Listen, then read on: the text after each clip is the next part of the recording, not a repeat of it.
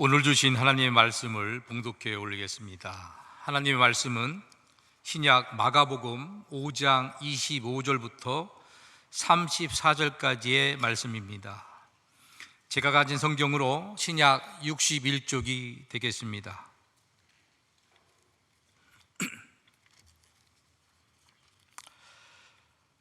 열두해를 혈우증으로 알아온 한 여자가 있어 많은 의사에게 많은 괴로움을 받았고 가진 것도 다 허비하였으되 아무 효험이 없고 도리어 더 중하였던 차에 예수의 소문을 듣고 무리 가운데 끼어 뒤로 와서 그의 옷에 손을 대니 이는 내가 그의 옷에만 손을 대어도 구원을 받으리라 생각함이러라. 이에 그의 혈유 근원이 곧 마름에 병이 나은 줄을 몸에 깨달으니라. 예수께서 그 능력이 자기에게서 나간 줄을 곧 스스로 아시고 무리 가운데서 돌이켜 말씀하시되 누가 내 옷에 손을 대었느냐 하시니 제자들이 여짜오되 무리가 에워싸 미는 것을 보시며 누가 내게 손을 대었느냐 물으시나이까 하되 예수께서 이 일 행한 여자를 보려고 둘러보시니 여자가 자기에게 이루어진 일을 알고 두려워하여 떨며 와서 그 앞에 엎드려 모든 사실을 여쭈니 예수께서 이르시되 따라 내 믿음이 너를 구원하였으니 평안히 가라. 내 병에서 놓여 건강할지어다. 아멘.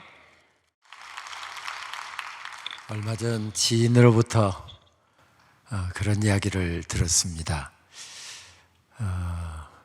의사인 딸이 공부하느라고 결혼도 늦게 했고 아이도 늦게 가졌답니다. 늦게까지 공부하다 보니까 커피를 참 좋아했는데 아이를 갖고 나서 거의 커피를 안 마셨답니다. 출산을 하고 그리고 몸조리까지 다 끝났는데 너무 커피가 먹고 싶어갖고 출산 후 한 2달 지난 다음에 우아하게 모닝커피를 한 잔하고 너무 커피가 또 당겨서 오후에 또 커피를 한 잔을 했답니다. 그랬더니 그날 저녁에 아이가 한숨을 못 자고 보채더랍니다. 엄마가 마신 커피의 카페인이 아마도 모유를 통해서 신생아에게 전달됐기 때문이겠죠. 엄마가 건강하면 아이도 건강하고요. 엄마가 행복하면 아이도 행복해집니다. 그런데 여러분, 행복하세요? 오늘 집회 마지막 날이어서 그런 것 같습니다. 다른 데는 행복하세요 하면 조용하는데 저 충청도가 이렇게 빠르게 반응할 줄 몰랐습니다. 우리가 행복해야 교회가 행복해집니다. 연합집회에 나오시는 분들 정도 되면 장로님들이나 안수집사님들, 권사님들 대부분 교회 지도자들이시고 정말 은혜를 사모하시는 분들이실 텐데 우리가 행복해야 교회가 행복해집니다. 나태주 시인은 죽을 병에 걸려서 힘든 인생길을 보내다가 그는 시에서 행복의 이유를 이렇게 적고 있더군요. 저녁 때 돌아갈 집이 있다는 것, 힘들 때 마음속으로 생각할 사람이 있다는 것, 외로울 때 혼자서 부를 수 있는 노래가 있다는 것. 이렇게 하고 딱 시를 끝냅니다. 이런 게 있으면 행복하답니다. 그러면 그런 게 없으면 행복하지 못하는 건가요? 행복이라고 하는 것도 감정적인 차원이다 보니까 삶이 편안해야 되고 환경이 좋아야 되고 모든 문제가 질서정연하게 자리를 잡을 때 우리는 흔히 행복하다고 생각합니다. 그런데 우리 그리스도인들은 행복의 이유를 결코 삶의 조건과 환경에서만 찾는 것이 아니라 다른 곳에서 찾습니다. 바로 우리의 생명 되시고 희망 되시고 소망 되시는 예수 그리스도. 그 삶의 조건을 갖춘 사람들은 늘 주님, 나는 주님 때문에 행복해요 라고 늘 그렇게 고백하면서 어려움도 이기고 삶의 고난도 이기고 심지어는 핍박까지도 이길 수 있었습니다. 저에게도 그렇게 삶이 행복하다고 느껴지지 않는 때가 있었습니다. 별로 지금으로부터 불과 몇 개월 안 된 그때였습니다. 새벽에 엎드려 있는데 하나님께서는 자꾸 제 입술에 감사라고 하는 찬양을 심어주시는 것입니다. 감사가 안 나오는데 자꾸 입술에 감사라는 찬양을 심어주셔서 그 찬송을 가슴속에 담으려고 노력했습니다. 그랬더니 감사가 내 마음에서부터 이렇게 샘솟듯이 솟아오르는 것을 느낄 수 있었습니다. 그렇게 행복하지 않다고 생각하는데 행복이라는 찬양을 또 입술에 담아주시더군요. 그 찬양을 부르고 또 부르고 또 부르면서 제 입술 속에서도 그런 고백이 터져 나왔습니다. 주님, 나 주님 때문에 행복합니다. 그때 불렀던 찬양 가사는 이렇게 되어 있었습니다.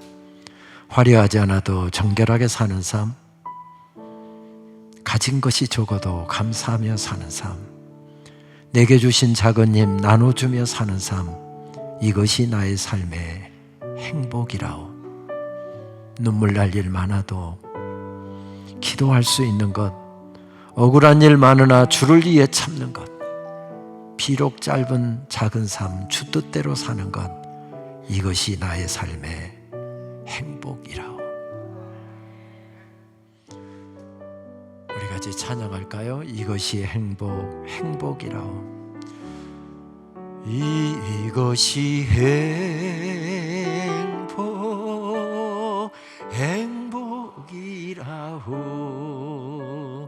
세상은 알 수 없는 하나님 선물, 이것이 행복, 행복이라오.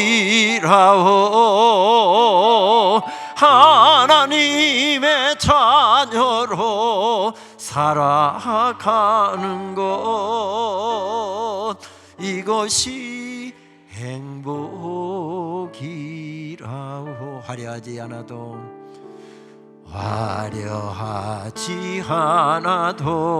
정결하게 사는 삶, 가진 것이 적어도 감사하며 사는 삶, 내게 주신 작은 힘 나눠주며 사는 삶, 이것이 나의 삶의 행복이라오.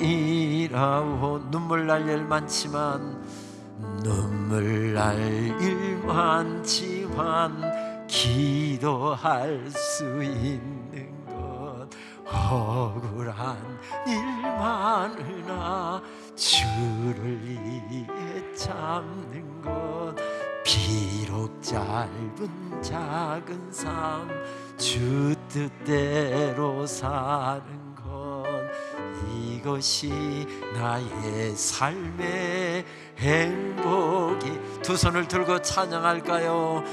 이것이 행복, 행복이라고. 세상은 알 수 없는 하나님 선물, 이것이 행복,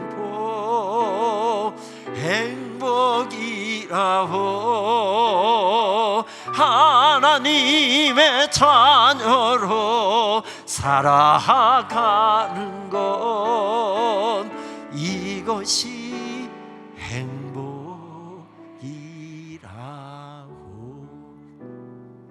두 손을 그대로 내리시면서 가슴에 모으고 한번 고백할까요? 주님, 나 주님 때문에 행복해요. 그렇습니다.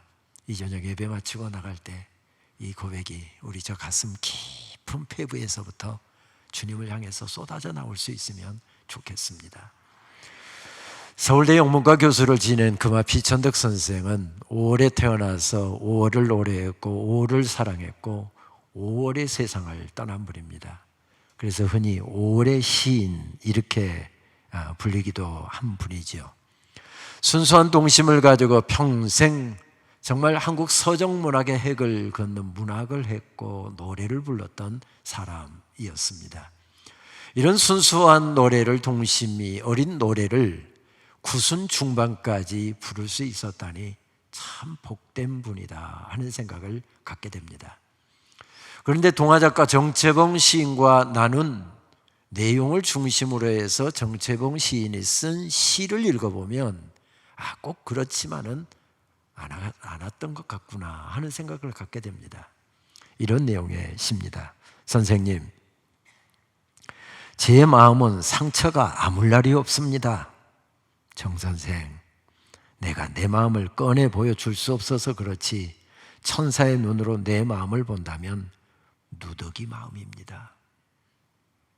남 보기에는 그렇게 순수하고, 남 보기에는 그렇게 청순하고, 남 보기에는 그렇게 행복해 보이는데 한꺼풀 들어가면 그렇게 행복하지 않았답니다. 남 보기에는 그렇게 행복해 보였을지 모르지만 얼마나 인생의 어려운 문제를 가지고 씨름하면서 인생길을 살았는지 천사의 눈으로 보면 내 마음은 누더기 마음입니다. 그렇게 이야기했답니다. 그도 그럴 것이 금화 피천득 선생은 나라를 빼앗긴 한일병탄이 일어났던 1910년에 태어났고요. 7살 때 아버지가 세상을 떠났고 10살 때 어머니가 세상을 떠났습니다. 회복될 수 없는 상실감을 가지고 평생을 살았다, 그렇게 고백을 하더군요. 그것은 정채봉 시인도 마찬가지였습니다. 20살의 엄마가 시인을 낳다가 세상을 떠났고 핏덩이만 남겨놓고 출산하다가 엄마가 세상을 떠났습니다. 그래서 애할머니 손에서 자라야 했습니다. 몇 년 전 강양제일교회라고 하는 교회 집회를 인도하면서 정채봉 시인의 시 한 편을 인용을 했더니 원로 장로님이 달려오시면서 하는 말씀이, 목사님 채봉이가 우리 교회 출신이에요. 제가 교회 학교에서 가르쳤어요. 중학교까지 교회 마당에서 뛰놀던 아이였어요. 그러면서 어렸을 적 자랐던 이야기를 저에게 아주 상세하게 들려주시더군요.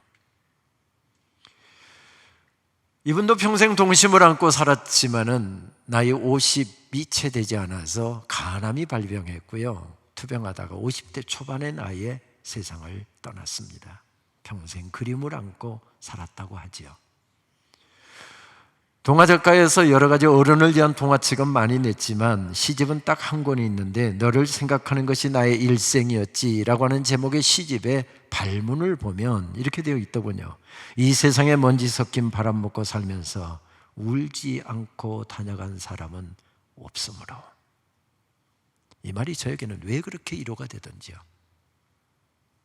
세상 누구나 다 먼지 섞인 바람 먹고 살고 있답니다. 세상 누구나 저마다의 아픔을 안고 있고 저마다의 어려움을 안고 있고 기가 막히고 답답한 삶의 난제들을 품고 발버둥 치면서 그렇게 살아가는 것, 그것이 인생길이랍니다. 여러분들도 문제가 있으시죠? 저도 있습니다. 해결되지 않는 인생의 난제가 있으시죠? 저도 있습니다.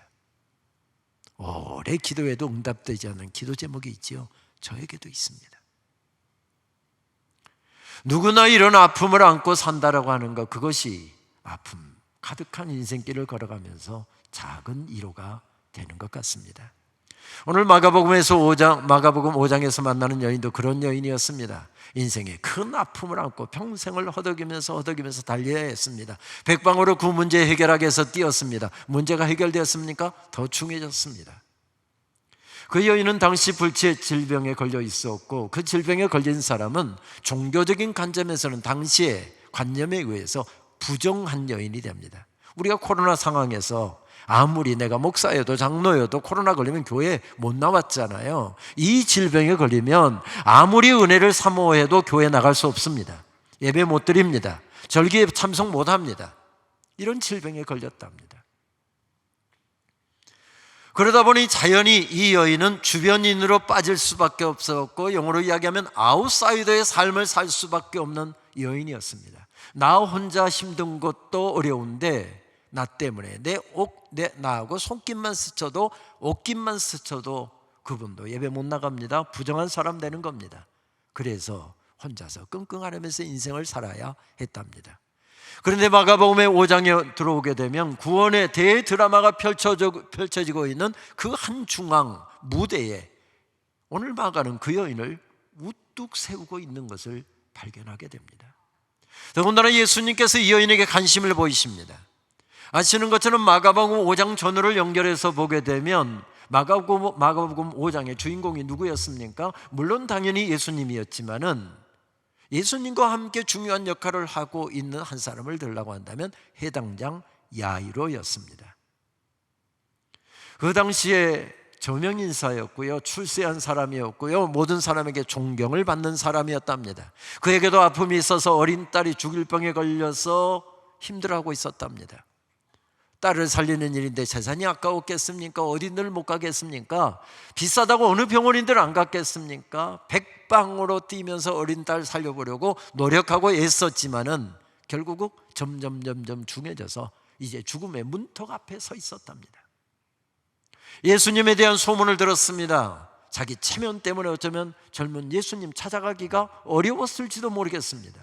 망설이다가 딸이 오늘을 넘기기가 어려울 것 같습니다. 그 절박한 순간에 그는 체면이고 뭐고 가릴 것이 없어서 바로 예수님께 헐떡이면서 달려왔답니다. 예수님, 우리 딸이 죽어갑니다. 예수님, 우리 집에 오셔서 우리 딸 좀 살려주십시오. 무릎 꿇고 얼마나 눈물로 간절하게 기도했는지 예수님께서 그냥 이렇게 말씀 전하시다가 벌떡 일어나셨답니다. 그리고 야이로의 집으로 걸어가시는데, 야이로가 조금만 더요, 조금만 빨리요. 얼마나 재촉하든지 처음에는 걸어가다가 종종걸음으로 나중에는 막 달립니다. 그러면서 연신 돌아보면서 예수님, 조금만 빨리요. 왜 그렇습니까? 딸이 살아있을 때는 살릴 수 있는 가능성이 이만큼이라도 있지만 딸 숨이 끊어지면 끝장나는 것이기 때문에 그렇습니다. 이 순간에 이 여인이 이 중요한 순간에 딱 끼어 들어온 겁니다. 예수님께서는 왜 이런 보잘것없는 여인에게 관심을 보이시는 것일까요? 아니, 성경은 왜 이런 여인을 무대 중심에 창세기 3장부터 펼쳐졌던 긴 구원의 역사가 지금 펼쳐지면서 예수님의 십자가를 통해 이제 클라이맥스, 그 구원의 대드라마의 정점에 이르는 그 중요한 순간에 왜 이런 여인이 끼어들어왔는데 이런 여인을 무대 중앙에 세우는 것입니까? 성경은 여기에 대해서 아무 답을 하지 않고 바로 그렇게 의문을 갖는 우리들에게 그 여인의 상태에 대해서 설명을 합니다. 12해 동안이나 고생을 했고요, 좋다는 병원 다 찾아다녔고요, 용하다는 의사들 다 찾아다녔고요, 그러다가 재산 다 날렸고 피가 계속해서 유출되니 이제 손은 파리하게 뼈만 남았고 몸도 앙상해졌답니다. 죽을 날만 기다리고 있었답니다. 이런 보잘것없는 여인에게 예수님께서는 왜 관심을 보이시는 것일까요? 왜 시간을 지체하시는 것일까요? 나중 말씀 보게 되면 그렇게 지체하다가 결국 야이로의 딸이 죽잖아요. 왜 예수님은 이 중요한 순간에 지체하고 계시는 것일까요? 은혜는 그렇게 오기 때문에 그렇습니다. 자격 있는 사람들에게 주어진 것이 아니라 자격 없는 사람들에게 주어지는 것, 그것이 은혜의 특성이기 때문에 그렇습니다. 자격 있는 사람 여기 아무도 없고 예수님의 은혜를 받을 만한 조건 갖춘 사람 아무도 없고 누구나 다 자격이 없지만 그저 주시는 은혜, 그저 주시는 사랑 그냥 받고 감격하고 그렇게 지금 살아가고 있기 때문에 이 여인을 끼워넣고 있는 것입니다. 마가복음 말씀을 자세히 읽어보면 그 여인이 만진 것은 예수님의 옷자락이었다고 말씀하지만 전후 마가복음의 문맥을 함께 연결해서 읽어보면 그 여인이 만진 것은 예수님의 옷자락이 아니었을 것이다, 이런 생각을 갖게 됩니다. 어쩌면 그 여인이 예수님의 옷자락을 만졌는데 그가 만진 것은 예수님의 옷자락이 아니라 그럼 무엇을 만졌을까? 그 여인은 예수님의 지금 심장을 만지고 있었을 게다. 하늘 보좌를 버리시고 이 땅에 내려오신 예수 그리스도의 심장, 죄인을 살리는 길이 그 길밖에 없기 때문에 하늘 보좌도 내팽개치시고 이 땅에 내려오셔서 죄인들을 죽여야 할 자리에 당신이 대신 죽으시고 죄값을 지불하시고 은혜로 생명들을 살리신 예수 그리스도의 심장, 가난한 자, 헐벗은 자, 외로운 자, 병든 자, 주님의 도우심을 필요로 하는 자들을 결코 외면하지 아니하시는 예수님의 심장, 그녀는 지금 예수님의 심장을 만지고 있습니다. 마가는 이러한 사실을 강조하기 위해서 마가복음 1장에 한센병 환자의 이야기로부터 말씀을 시작합니다. 한센병 환자 아시는 것처럼 전염성이 있습니다. 그리고 손가락이 떨어져 나가고 발가락이 떨어져 나가고 콧뿌리가 떨어져 나가고 귓뿌리가 떨어져 나가고, 그 당시에는 천연과 같은 불치의 질병이었습니다. 공동체에서, 가정에서, 사랑하는 가족으로부터 다 떠날 수밖에 없는 그런 천연과 같은 질병이었습니다. 저쪽 으스간 골짜기에서 함께 공동생활을 해야 자기들끼리 살아야 할 사람인데 어떻게 예수님 소식을 듣고 한 한센병 환자가 예수님 앞에 저 멀찍이에서 무릎 꿇고 간절하게 기도했답니다. 주여, 나를 불쌍히 여겨 주시옵소서. 그렇게 간절하게 눈물로 예수님께 부르짖으니 예수님께서 그렇게 반응하셨답니다. 마가복음 1장 41절 말씀입니다. 예수께서 불쌍히 여기사 손을 내밀어 그에게 대시며 이르시되 내가 원하노니 깨끗함을 받으라. 여기서 불쌍히 여기다라고 하는 단어는 아주 이 공간복음서 마태, 마가, 누가 이것을 같은 관점에서 쓰여졌다고 해서 공간복음이라고 하지 않습니까? 공간복음 기자는 이 단어를 아주 즐겨 사용하는데 헬라어로 하면 스프랑크니조마이라고 하는 단어입니다. 약간 번역이 다르게 되어 있지만 똑같은 원어는 똑같은 단어입니다. 불쌍히 여기사, 민망히 여기사, 측은히 여기사 다 같은 단어입니다. 이 스프랑크니조마이는 불쌍히 여기다는 마음인데 그냥 체면 때문에, 또 마치 정치인들을 하는 것처럼 그냥 사진 찍기 위해서, 혹은 또 무슨 텔레비전 카메라가 와서 들이대고 있으니까 막 불쌍한 척 이렇게 하는 거, 이때는 절대 쓸 수 없는 단어입니다. 여러분, 지금 바쁘게 사무실에서 일하고 있는데 약속도 안 하고 오는 사람이 녹화하고 쑥 들어옵니다. 지금 빨리 끝내야 될 급한 일이 있는데 약속도 안 하고 딱 찾아온 겁니다. 그랬을 때 마음은 바쁘지만 그래도 제가 체면이 있잖아요. 그때 뭐라고 해야죠? 반갑습니다, 어서 오세요. 속으로는 하나도 안 반갑습니다. 그때는 쓸 수 없는 단어가 스프랑크니조마이라는 단어입니다.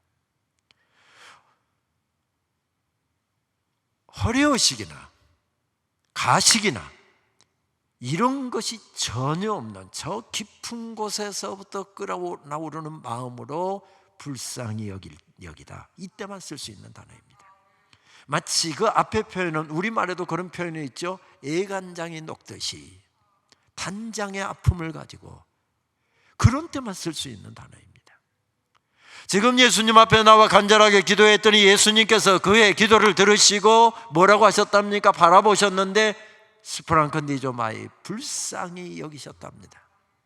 이 여인도 어쩌면 예수님께서 불쌍히 여기시는 그 놀라운 은혜를 믿었기에, 또 어쩌면 저 멀리에서 예수님께서 치료하시고 불쌍히 여기시는 그 사랑의 마음을 멀리에서 지켜보았기에 예수님이라면 내게 은혜를 베풀어 주실 것이다, 외면치 아니하실 것이다 하는 마음으로 손을 내밀어서 예수님의 지금 옷자락을 만졌답니다.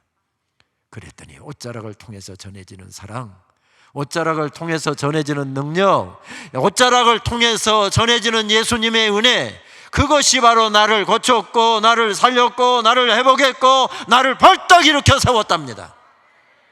은혜, 모든 것이 은혜였습니다. 은혜로 주어진 것이었습니다. 은혜였습니다. 그런 은혜를 경험하며 평생을 살았던 성창경 시인은 8순의 나이가 되서야 내 평생이 은혜로 살아왔음을 깨달으면서 80의 나이에는 은혜에 대한 시를 참 많이 썼는데, 그분은 성균관대학교 영문과 교수를 오래 지내신 분이고 10여 년 전에 세상을 떠난 분입니다. 시 가운데서 그는 이렇게 노래를 하더군요. 은총을 내려주시는구나. 무조건 애걸했더니 이 불쌍한 꼴이 눈에 띄신 모양이다. 즉시 속속들이 다 하신다. 그러니 오히려 안심이다. 벌거벗고 빌면 그만이다. 은총을 내려주시는구나. 아픔의 세월이었습니다. 고통스러운 세월이었습니다. 내 힘으로 헤쳐나올 수 없어서 울었던 날이 하루 이틀이 아니었고, 통곡했던 날이 한두 번이 아니었고, 나도 모르게 쏟아져 나오는 한숨들. 그런데 주님 앞에 나가 무조건 구했더니, 옷자락을 만지는 심정으로 주님을 찾았더니 은혜를 베풀어 주셨답니다. 은혜. 그렇습니다. 은혜로 살았습니다. 울음 없는 인생이 어디 있으며 아픔 없는 인생이 어디 있습니까? 우리 앞서 말씀드렸잖아요. 누구나 공통적으로 상처를 가지고 있습니다. 그래서 박두순 시인은 이렇게 노래하더군요. 나무 줄기를 따라가 보면 상처 없는 나무가 없다. 그렇지, 바람에 흔들리지 않고 눈보라에 시달리지 않는 나무가 어디 있겠는가? 여러분, 충청도에서 좀 반응이 늦게 오시는 거죠. 저는 이 시를 읽으면서 이 상처의 보편성 때문에 그렇지, 상처 없는 사람이 없지 하는 마음이 드니까, 제가 아플 때 힘들 때 그냥 절로 그 사실 때문에 나만 아픈 게 아니지 라고 생각하면 그냥 위로가 되는 것을 느꼈습니다. 그런데 그것으로 끝나지 않습니다. 상처 없는 나무가 없다고, 다만 참고 견디면서 꽃을 피우고 열매를 맺는다면서 시인은 그의 노래를 이렇게 이어갑니다. 흔들린 만큼, 시달린 만큼, 높이와 깊이를 가지는 상처를 믿고 맘 놓고 새들이 집을 짓는다. 상처를 믿고 꽃들이 밝게 마을을 이룬다. 큰 상처일수록 큰 안식처가 된다. 자식을 앞세운다는 일이 얼마나 힘듭니까? 저희 어머니도 제1호 형, 10살 터울의 형을 44살 장남을 잃고 건강하시던 분이 1년 만에 무너져 내리더군요. 자식을 잃은 사람, 장례를 치르는데 자식이 성성한 사람이 가서 100번 위로를 해도 위로가 되지 않습니다. 근데 나도 자식을 앞세웠습니다.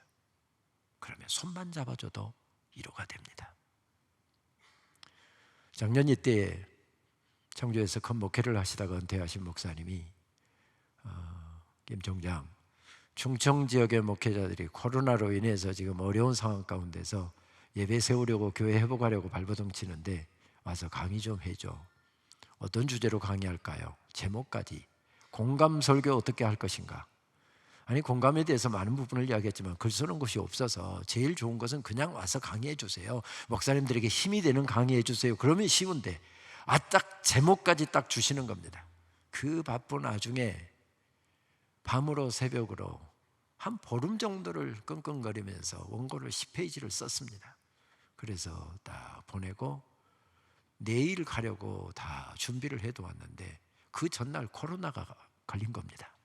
그 목사님도 강의를 하시고 저도 강의를 하도록 돼 있었는데 코로나에 걸려서 도저히 목회자 세미나를 못하니 무기한 연기. 그래서 알겠습니다. 그리고 딱 1년 후에 한 몇 주 전에 청주에 와서 강의를 해드렸습니다. 1년 전이지만 그때 강의한 준비하느라고, 물론 언제 쓰거나 또 논문 발표하면 되지만 그거 쓰느라고 얼마나 일을 먹었는데 와서 딱 와보니까 목사님들한테 프린트를 안 내주고 제가 한 제목만 딱 5줄 딱 써놓은 거예요. 아니, 제목이 아니라 왜 그 타이틀 있잖아요. 중간 타이틀, 이것만 5개를 딱 써놓은 거예요.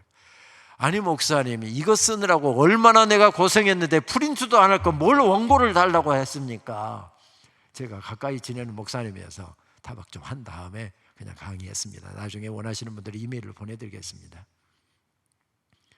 1년 만에 강의 마치고 목사님, 김 총장 가는데 식사하고 가야지 해서 둘이 앉아서 식사를 했습니다. 목사님하고 이런저런 이야기, 은퇴하신 후에 이야기, 이런저런 이야기를 듣다가 목사님 하신 이야기를 듣고서 제가 울컥 눈물이 솟구쳤습니다. 그 목사님도 43살의 딸을 앞세운 분이십니다. 사모님이 충격을 받아서 장례 치르고 나서 알츠하이머가 급속도로 발전을 해서 장례식 날 울고 나서 그 이후로는 몇 년이 지나도 전혀 울지 않으신답니다. 교회 그런데 공교롭게도 안수 집사님 권사님 가정에서 43살짜리 또 자녀를 또 앞세운 집이 있었습니다. 그 소식 듣고 목사님이 장례식장에 찾아갔답니다. 아무 말도 않고 두 사람 그냥 두 손으로 이렇게 안고 그냥 같이 울었답니다. 그랬더니 장례식 마치고 그 안수 집사님 부부가 목사님 사무실에 찾아와서 목사님이 우리 같이 부둥켜 안고 울어주셔서 얼마나 위로가 됐는지 몰라요. 그랬더니 목사님이 그랬답니다. 집사님은 좋겠다. 둘이 울 수 있어서 나는 혼자 운다.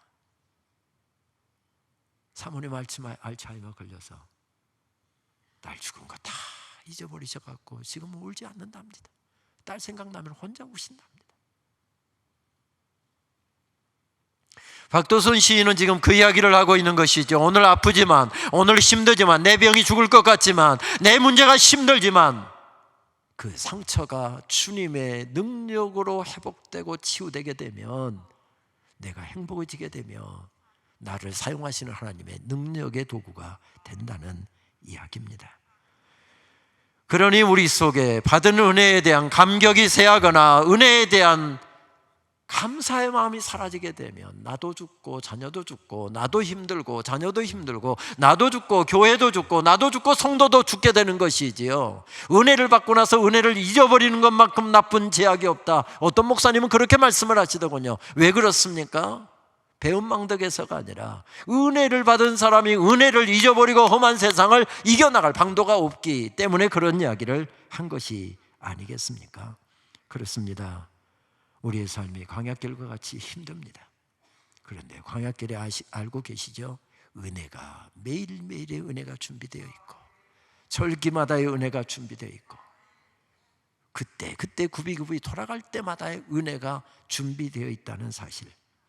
몇 주 전 모처럼 설교가 없는 주간이어서 토요일 아침 아내와 함께 정말 모처럼 여유롭게 앉아서 모닝커피 한 잔을 하고 있었습니다. 모닝커피 마실 때 꼭 있어야 되는 게 있죠.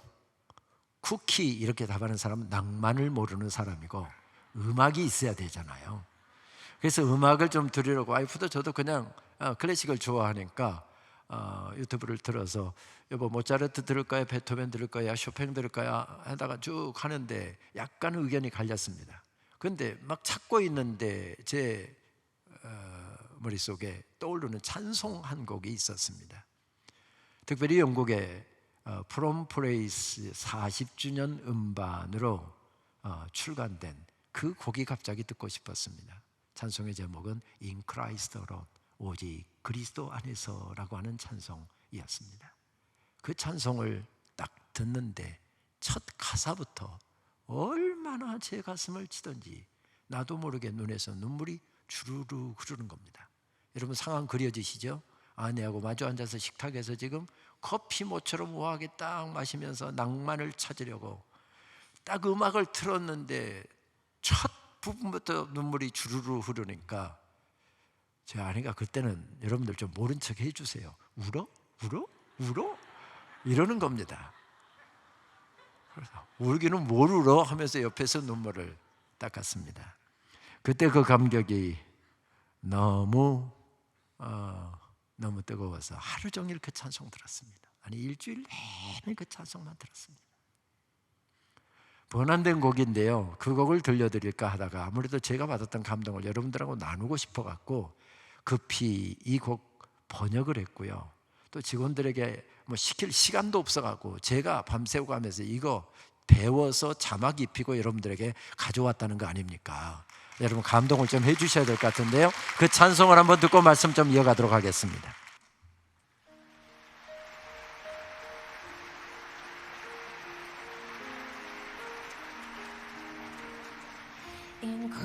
Christ alone, my hope is found.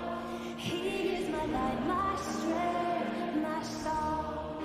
This cornerstone, this solid ground.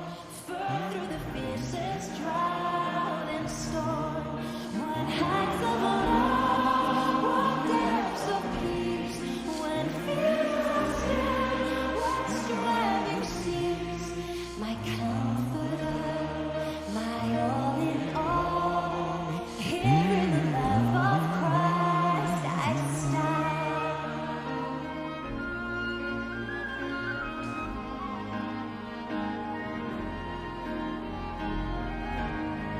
In Christ alone, who took on flesh, fullness of God in helpless babe. This gift of love and righteousness, scorned by the ones He came to save. Till on that cross, as Jesus died, the wrath of God was satisfied. For every sin on Him was laid. Here in the death of Christ I live. There in the ground His body lay, light of the world by darkness slain. Then bursting forth in glorious day, up from the grave He rose again. And as it stands in victory, sin suffered life is forever me. For I am His and He is mine, bought with the precious blood of Christ.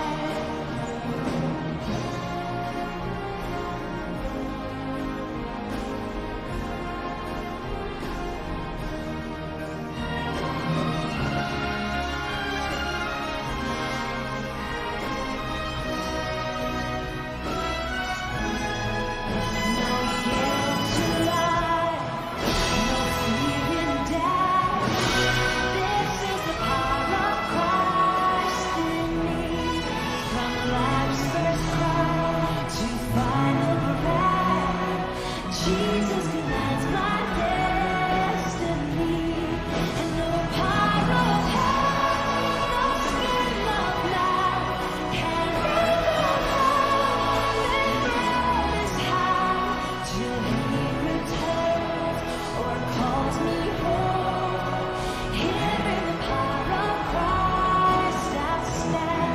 And no power of hell, no scheme of man can ever make promise high till He returns or calls me home. Here in the power of Christ I stand. 할렐루야. 복음의 핵심을 알려주잖아요. 우리가 어떤 사랑을 받고 여기에 서 있는지, 어떤 은혜를 힘입고 이날까지 살아왔는지 복음의 핵심을 우리들에게 들려줍니다. 하늘 보좌를 버리시고 이 땅에 내려오신 주님께서 우리가 죽어야 할 자리에 대신 죽으셨고, 우리가 누워야 할 무덤에 대신 누우셨으며, 우리가 받아야 할 징벌을 그분이 받으셨고 우리를 살리셨답니다. 그 은혜를 내가 입었기에, 그 사랑을 받았기에 나는 주님을 믿는 믿음 가운데 주님 다시 오시는 그날까지, 내가 천국 가는 그날까지 믿음 위에, 그분 위에 나는 우뚝 일어설 것이다. 우뚝 일어설 것이다. 복음의 핵심이었습니다. 저는 그날 아침 저희 학교 한 직원에 대한 기도가 유난히 간절했었습니다. 학교의 중요한 직책을 맡아서 수고하다가 암이 발병했는데 다행히 초기에 수술을 하고, 그리고 항암 치료까지 마치고 병가 3개월을 마친 다음에 다시 복귀를 했습니다. 한 10개월 가까이 학교 일을 열심히 일하다가 병원에 정기적으로 검진을 받는데 가서 보았더니 이게 간으로 전이되고 또 다른 곳으로 전이가 됐습니다. 더군다나 지금 간에는 7개의 암세포가 지금 막 춤을 추고 있는데, 하나는 엄청나게 큰 거고 6개가 작은 게 있는데, 큰 게 문제인 게 아니라 이 작은 게 다발성에서 어디로 튈지 몰라서 이것부터 잡아야만 큰 거 수술을 할 수 있다. 그래서 마치 사망 선고 받은 것처럼 그렇게 절망하고 있었습니다.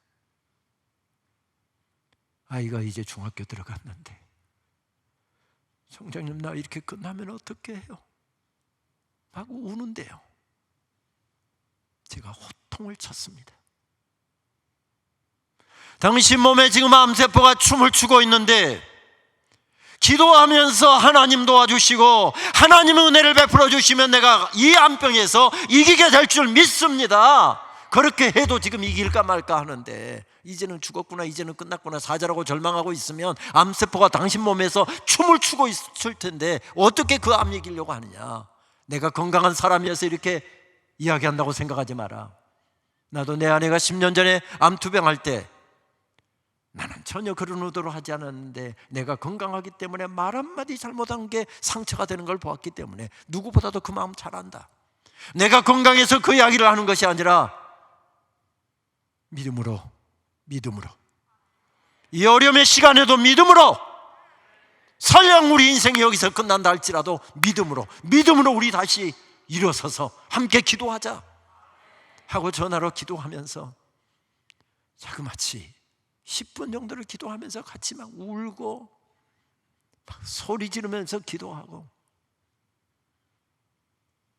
그렇게 야단을 쳤으니 기도를 안 할 수가 있습니까? 새벽에 얼마나 그 직원을 위해서 간절하게 기도했는지, 이 찬송을 듣는 순간 그래, 응답이다, 하나님의 응답이다.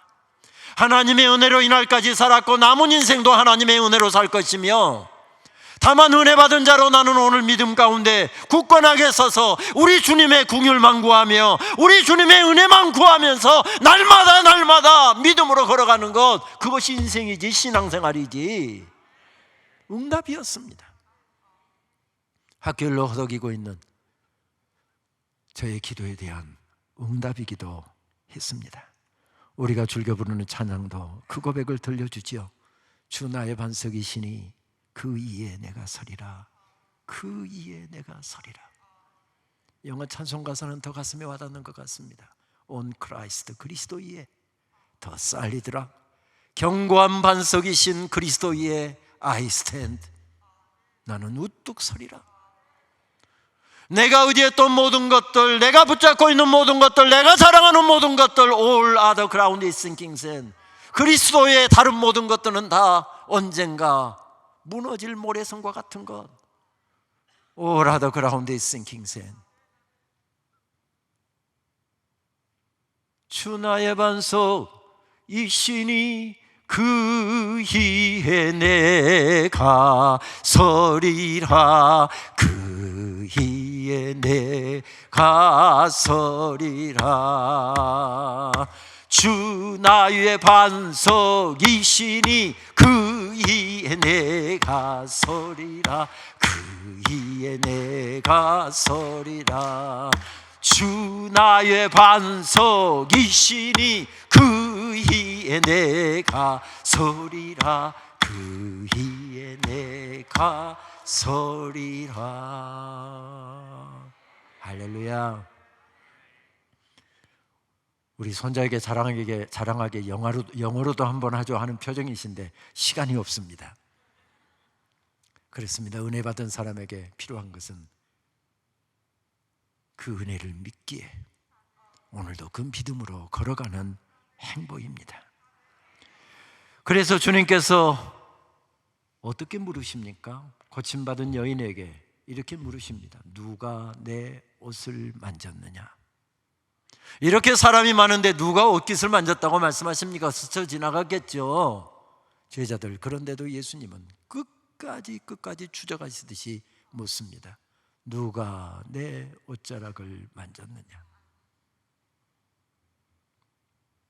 그리고 찾아내신 주님께서 뭐라고 말씀하십니까? 딸아, 내 믿음이 너를 구원하였으니 평안히 가라. 내 병에서 놓여 건강할지어다. 무슨 말씀이죠? 예수님의 치유 선언이고 구원 선언이고 은혜 받은 사람에게 대한 예수님의 자비의 선언이지만 더 중요한 선언이 담겨 있지요. 너도 그 간절함으로 살아라. 그 믿음으로 살아라. 앞날에도 어려움도 있고 울 일도 있고 답답한 일도 있지만 그 믿음으로 살면 내가 승리할 것이다. 그 말씀이지요. 그 간절함으로 살아라. 그 간절함으로 살아라. 우리에게도 그 간절함이 여전히 작동하고 있습니까? 처음 은혜 받았을 때 그 간절함, 처음 직분 받았을 때 그 간절함, 복음의 놀라운 신비를 깨닫고 구원의 감격을 처음 마음속에 받아들이고 확신하면서 울고 감격했던 그 간절함, 그 간절함을 가지고 첫 예배 참석하고 세례 받고 첫 성찬 받을 때의 그 감격이 여전히 있습니까? 그 감격이 여전히 작동하고 있습니까? 행복한 분들입니다. 그렇지 않다고 한다면 우리 그 간절함을 다시 회복하십시다. 그 간절함이 꿈틀거리고 있고 그 간절함이 내 심령 속에서 지금 춤을 추고 있고 오늘 예배하는 가운데 그 간절함이 우리 속에서 넘쳐나고 있다고 한다면 교회가 행복해지고 내가 행복해지고 가정이 행복해지고 자녀가 행복해지고 나라와 민족이 행복해진다는 바로 그런 말씀이지요. 시편 기자는 이런 간절함을 목마른 사슴의 이미지로 표현합니다. 사슴이 시냇물을 찾기에 갈급함같이 내 영혼이 주를 찾기에 갈급하나이다. 이 시편 말씀을 중심으로 해서 만들어졌던 찬양, 가난하고 배고프던 시절 우리 이 찬양 얼마나 많이 불렀습니까? 저도 3학년 때 부모에게 독립선언하고 입주가야하고 아르바이트하고 제 돈으로 돈 벌어서 학교 다녀야 했을 때 밥도 많이 굶었고요. 제때 등록도 못했습니다. 그렇게 전략하고 그렇게 모았는데도 불구하고 등록금이 부족해서 그 등록금 마련하려고 종로에 나가서 책 웹판을 하려고 용감하게 가서 설명 다 듣고 한 보따리, 이것을 옛날에 전집하는 거 있었잖아요. 한 보따리 들고 왔는데 그때 이야기 들을 때는 팔 수 있을 것 같은데 막상 지인의 집까지 갔다가 이걸 내밀 용기가 없어갖고 다시 돌아오고 몇 권 팔았게요? 한 권도 못 팔았습니다. 그때 눈물 지으면서 불렀던 찬양이 바로 그 찬양이었습니다. 목마른 사슴 시냇물을 찾아 헤매이듯이 내 영혼 주를 찾기에 갈급하나이다. 주님만이 나의 힘, 나의 방패, 나의 참 소망, 나의 몸 정성 다 바쳐서 주님 경배합니다. 금보다 귀한 나의 주님, 내게 만족 주신 주,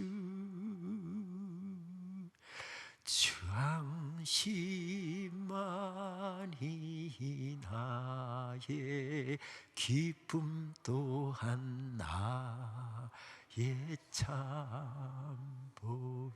주님만이 나의 힘, 주님만이 나의 힘, 나의 방패, 나의 참 소망, 나의 몸 정성 다 바쳐서 주님 경배합니다.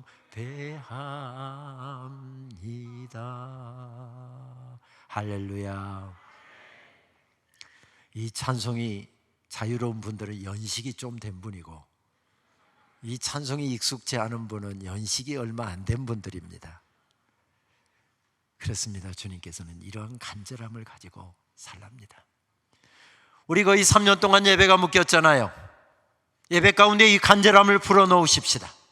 찬송 한 곡을 불러도 간절함으로 부르고 기도 한마디를 해도 간절함으로 주님께 기도하고 정말 애간장이 타듯이 회복되지 않는 예배에 여러 가지 모습을 바라보면서 돌아오지 않는 성도들을 바라보면서 우리 함께 이 간절함으로 우리 주님께 예배하십시다. 그렇게 한 사람 두 사람 예배하다 보면 코로나 이전으로 우리 예배가 회복되고 사역이 회복되고 교회가 회복되고 성도들이 회복되는 역사가 있지 않겠습니까? 그래서 주님께서는 그렇게 물으십니다. 누가 내 옷자락을 만졌느냐? 주님 사용료 받으시려고 그러신 것입니까? 몰래 빼간 내 능력을 빼간 내 능력을 사용한 사람에게 돈 받아내려고 주님 찾으신 것이었습니까? 아니었습니다. 이간절함으로 살아라. 이간절함으로 예배를 덮고, 이간절함으로 너의 기도의 시간을 덮고, 이간절함으로 너의 모든 섬김의 순간순간들을 덮어라. 그때 놀라운 역사들이 내가 서 있는 곳에서 일어나게 될 것이다. 그래서 신달자 시인은 간절함이라고 하는 시 가운데서 이렇게 노래합니다. 그 무엇 하나에 간절할 때는 등뼈에서 피리 소리가 난다. 어쩌면 이렇게 시를 잤습니까? 10손가락 18가락 끝에 푸른 불꽃이 어른거린다. 두 손과 손 사이에 깊은 동굴이 열리고 머리 위로 빛의 통로가 열리며 신의 소리가 내려온다. 바위 속 견고한 침묵이 온기 피어오르며 사자란 잎들이 오물거리고 모든 사물들이 무겁게 허리를 굽히며 제 발등에 입을 맞춘다. 엎드려도 서 있어도 몸의 형태는 쓰러지고 없다. 오직 간절함, 그 안으로 동이 토른다. 간절함으로 예배할 때 하나님의 소리가 들려온답니다. 하늘문이 열린답니다. 어려움의 문제, 그 한복판으로 새날이 밝아오고 동이 터오른답니다. 간절함, 그 마음으로 살아라. 은혜 받았을 때 그 간절함. 올해 우리는 강복 77주년이 되는 해를 살고 있습니다. 1900년대 초 강대구의 틈바구니에서 우리 민족은 힘없고, 그렇게 결국은 강대구의 틈바구니에서 허덕이다가 일본 제국주의자들에 의해서 나라를 강탈당합니다. 35년 동안, 긴 세월 동안 말로도 할 수 없는 고통을 겪었습니다.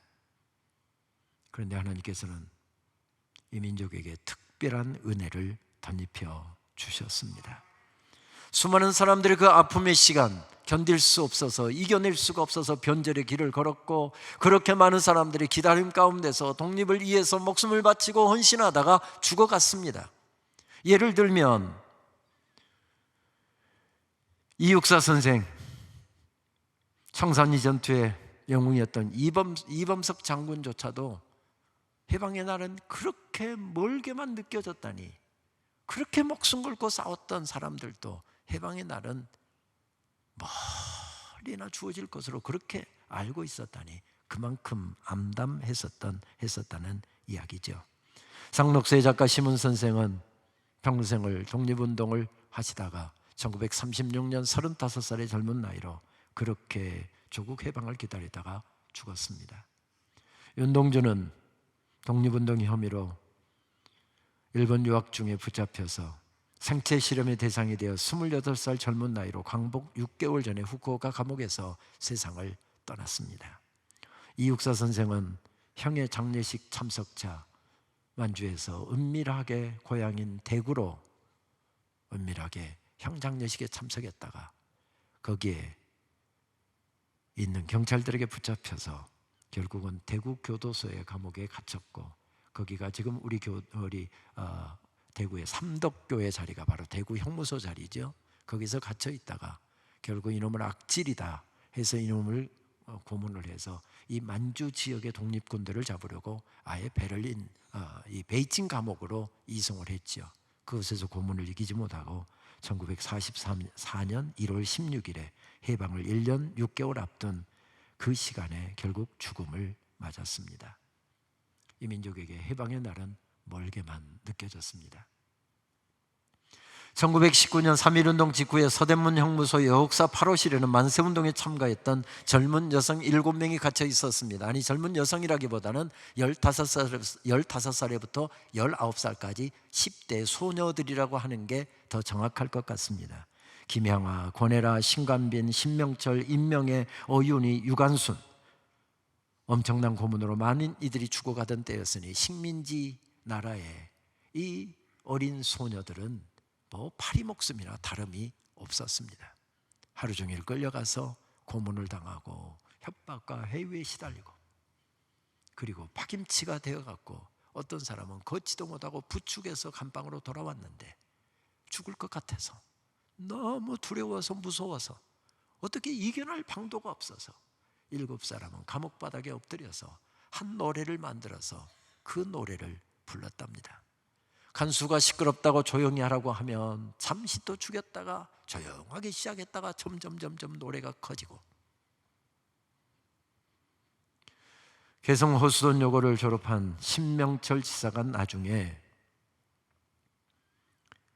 자꾸 집안일을 하다가 혼자서 그 노래를 읊조리니까 그 아들 문무일 선생이 어머니 그 노래가 무슨 노래예요? 물었더니 우리가 3.1 만세운동 때 서대문 역사에 갇혀갖고 너무 무섭고 너무 힘들어서 이 노래를 같이 만들어서 부르면서 이겼던 노래다.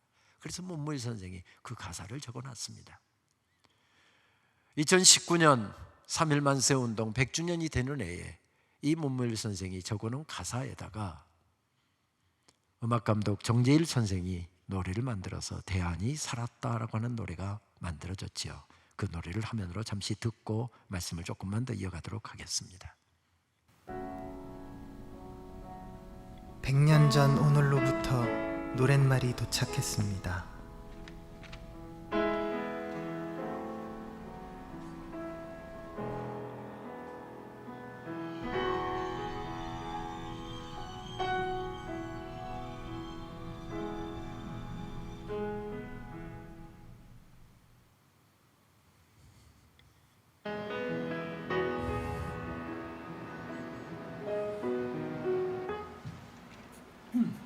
독립운동 하시던 분들 중에 여성 감옥에 투옥된 7분께서 부르시던 노래라고 들었고요. 독립운동가의 아들이 본인의 어머니가 부르시던 노래를 복귀한 가사라고 들었습니다.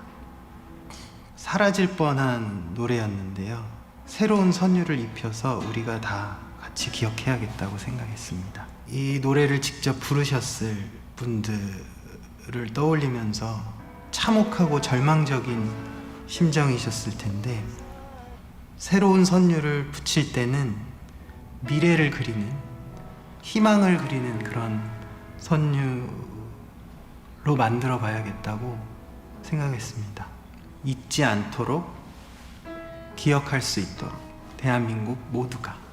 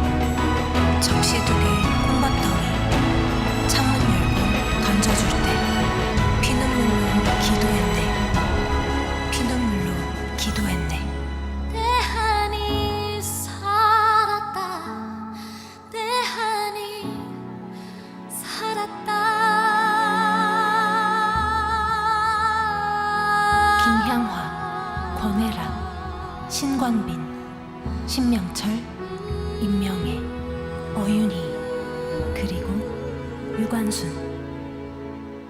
당당한 내일을 노래하던 뜨거운 목소리 잊지 않겠습니다.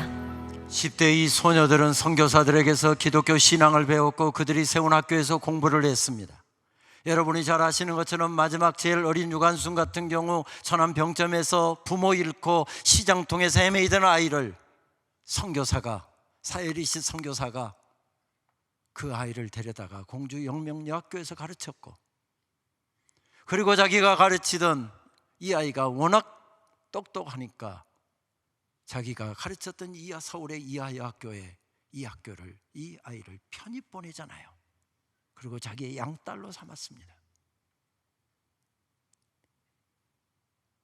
내 인생이 아무리 힘들고 어렵다 할지라도 하나님께서 너를 붙잡아 주시면 내 인생 세워질 것이다. 하나님의 왕되심과 주인 되심을 그 아이에게 심어줬고, 잃어버린 이 나라를 찾기 위해서 어린 16살의 어린 소녀가 목숨을 걸고 노래했답니다. 그들이 노래할 때 하나님께서 일하셨고, 그들이 노래할 때 하나님께서 역사하셨고, 그들이 감격하며 감사하며 간절함으로 나아가 노래할 때 하나님께서는 이 민족을 살려주셨답니다. 오늘 코로나로 인해서 잠시 묶였지만 교회 박해가 없었던 적이 언제가 있었습니까?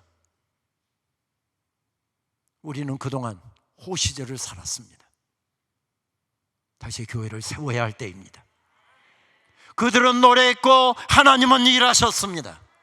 하나님의 놀라운 은혜에 대한 감격을 가지고 우리가 다시 일어서서 노래하기 시작할 때 먼저는 내가 살고, 먼저는 내가 행복해지고, 먼저는 내가 충만해질 것입니다. 내 옆에 있는 우리 자녀들이 살게 되고, 자녀들이 행복해지고, 자녀들이 건강해지고, 내가 함께 손잡고 있는 우리 성도들이 행복해지고, 성도들이 살아나고, 성도들이 충만해지게 될 것입니다. 다른 방법은 없습니다. 살아계신 하나님, 오늘도 우리의 삶을 다스리시는 하나님 앞에 나아가 주여 불쌍히 여겨 주옵소서. 간절함으로 기도하고, 간절함으로 주님을 찾고, 간절함으로 주님을 예배하고, 간절함으로 주님을 섬길 때 하나님께서는 또다시 교회의 영광을 회복하시고 놀라운 부흥의 역사와 놀라운 회복의 역사를 우리들에게 허락해 주실 것입니다. 총장 직무대행을 1년 했고, 총장을 1년 하는 동안 2년 동안 총장 직무를 수행하면서 저는 어쩌면 제 인생에 있어서 가장 힘들고 어려운 시간을 보냈던 것 같습니다. 특정 사건으로 인해서 학교와 저를 공격하고, 프레임을 씌워서 학교를 끊임없이 공격하고 저를 죽일 듯이 달려드는 그런 사람들 앞에서 참 많이 울었더랬습니다. 제 명예까지 서슴없이 짓밟는 그런 사람들 앞에서 변호사들은 허위사실과 명예훼손으로 걸라고 하지만 학교에 누가 될까 싶어서 그것마저 참아내려고 하니 정말 죽도록 힘들었습니다. 그때 하나님께서 제 입술에 담아주셨던 찬송이 앞서 말씀드렸던 감사라고 하는 찬양이었습니다. 감사가 안 나오는데 감사라고 하는 찬양을 제 입술에 담아주셨습니다. 그렇게 행복하지 않는데 행복이라는 찬양을 제 입술에 담아주셔서 계속 부르게 하셨습니다. 정말 눈 뜨고 있는 동안에는 새벽부터 시작을 해서 밤에 잠자리에 들 때까지 계속해서 그 찬양을 듣고 또 듣고 또 듣고 따라 부르고, 어느 때는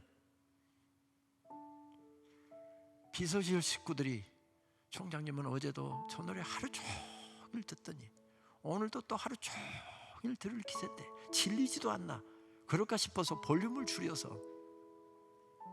그렇게 듣기도 했습니다. 그리고 세 번째로 담아주신 찬양이 은혜라고 하는 찬양이었습니다. 입술에 담아주시는데 계속 그 찬양을 부를 때 살아온 날들을 떠올리게 했고, 이날까지 살아온 것이 하나님의 은혜였고, 여기 서 있는 것이 하나님의 은혜이고, 쓰임받은 것이 하나님의 은혜이고, 내가 그 자리에 있는 것이 네가 똑똑하고 잘나서가 아니라 새벽마다 너를 눈물로 위해서 기도했던 내 어머니의 기도 때문에 내가 너에게 특별 은혜를 베풀었느니라 라고 하는 말씀까지 들려주시는데 울지 않을 수가 없었습니다. 죽을 것 같은데, 억울하고 분한데 인생길에 베풀어 주신 은혜를 깨닫게 되니 그것은 아무 문제가 되지 않았습니다. 내가 누려왔던 모든 것들이, 내가 지나왔던 모든 시간이, 내가 걸어왔던 모든 순간이 당연한 것이 아니라 은혜였어. 아침 해가 뜨고 저녁에 노을, 봄의 꽃향기와 가을의 열매, 변하는 계절의 모든 순간이 당연한 것이 아니라 은혜였어. 내가 이 땅에 태어나 사는 것, 어린아이 시절과 지금까지 숨을 쉬며 살며 꿈을 꾸는 삶, 당연한 것이 아니라 은혜였어. 내가 하나님의 자녀로 살며 오늘 찬양하고 예배하는 삶, 복음을 전할 수 있는 축복이 당연한 것이 아니라 은혜였어. 모든 것이 은혜,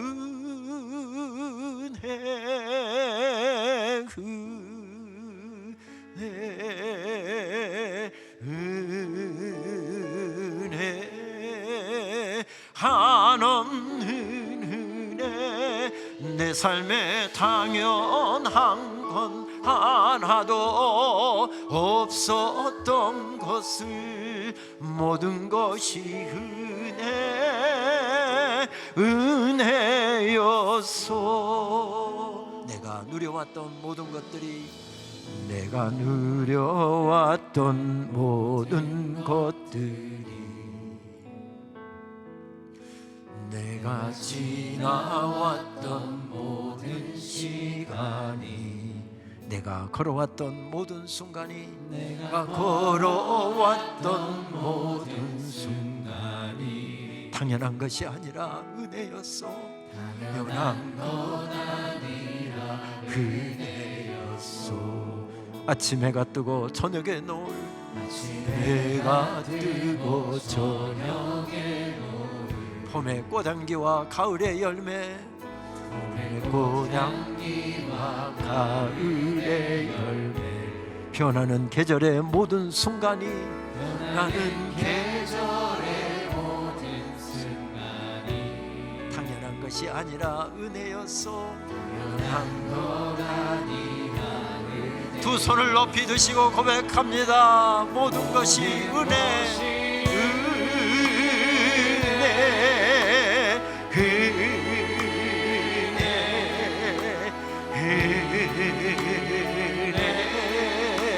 한없는 은혜, 내 삶에 당연한 건 하나도 없었던 것을 모든 것이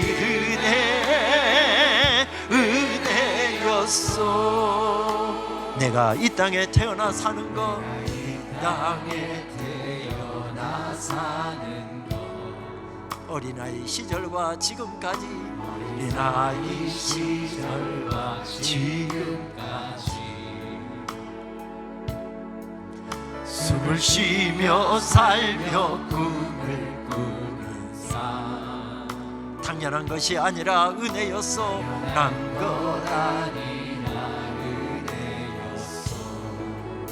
내가 하나님의 자녀로 살며, 하나님의 자녀로 살며 오늘 찬양하고 예배하는 삶, 오늘 찬양하고 예배하는 삶, 복음을 전할 수 있는 축복이, 복음을 전할 수 있는 축복이 당연한 것 아니라 은혜. 모든 것이 은혜, 모든 것이 은혜, 은혜,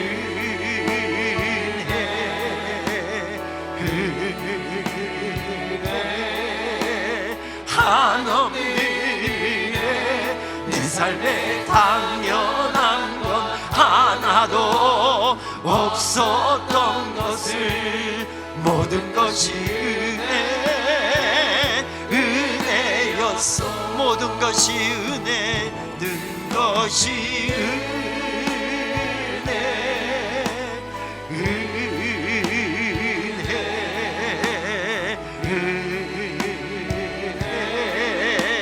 한없는 은혜. 내 삶에 당연한 건 하나도 없었던 것을 모든 것이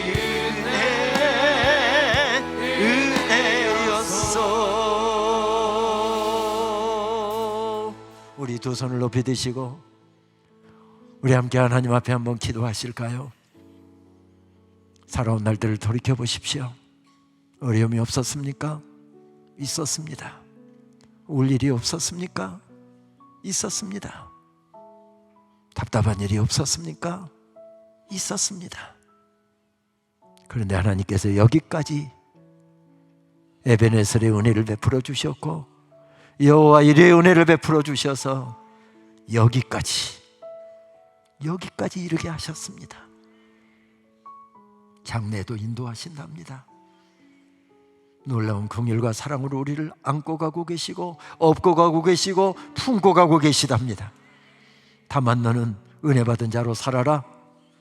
받은 은혜 잊어버리지 말고 간절함으로 살아라.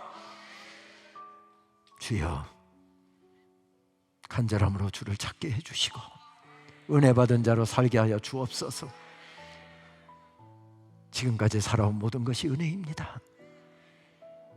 우리 시간 합심해서 한번 통성으로 기도하기를 원합니다. 아버지 하나님 감사합니다. 귀한 권속들 하나님께서 지나 나올 동안 부르셔서 말씀 앞에서 춤추게 해주셔서 감사합니다. 하나님께서 베풀어 주신 수만 가지 은혜들을 떠올리며 이 시간을 하나님 앞에 간절하게 기도합니다. 은혜 받은 자로 살게 하여 주옵소서. 하나님의 놀라운 은혜에 대한 확신을 가지고 믿음으로 살게 하여 주옵소서. 복음의 놀라운 은혜에 대한 춤추면서 살게 하여 주옵소서. 감사하며 감격하면서 살게 하여 주옵소서. 날마다 하나님의 은혜가 내 심령 가운데 새롭고 새로워서 날마다 은혜 받은 자로 춤추면서 살아갈 수 있도록 역사하여 주시옵소서. 하나님 기도합니다. 하나님 바랍니다. 하나님 바라옵는 것은 내 삶 속에 허락하신 놀라운 은혜 간절함으로 날마다 예배하게 하시고 간절함으로 예배를 세우고 간절함으로 교회 인생을 세우고 간절함으로 가정을 세우고 간절함으로 주의 사역을 세워나가게 역사하여 주시옵소서. 심령들마다 속에 이 믿음이 이 고백으로 살아갈 수 있도록 이 간절함으로 살아갈 수 있도록 주여 역사하여 주시옵소서. 역사하여 주옵소서.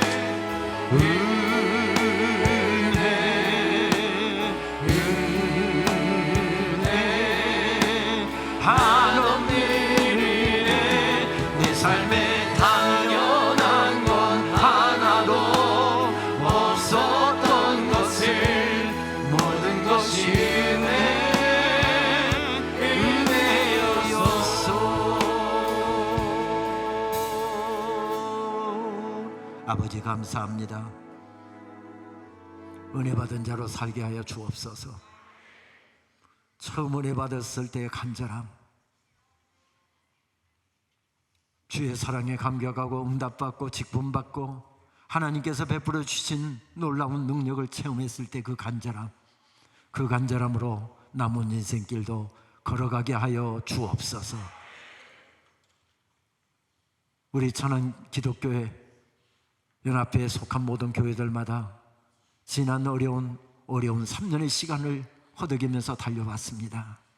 우리 성도님들, 우리 장로님들, 우리 목사님들 위로해 주시옵시고 새 힘을 허락하여 주시어서 다시 교회를 세우고 사역을 세우고 예배를 세우는 역사 간절함으로 감당해 갈 수 있도록 도와주시옵소서. 예수님의 이름으로 기도하옵나이다. 아멘.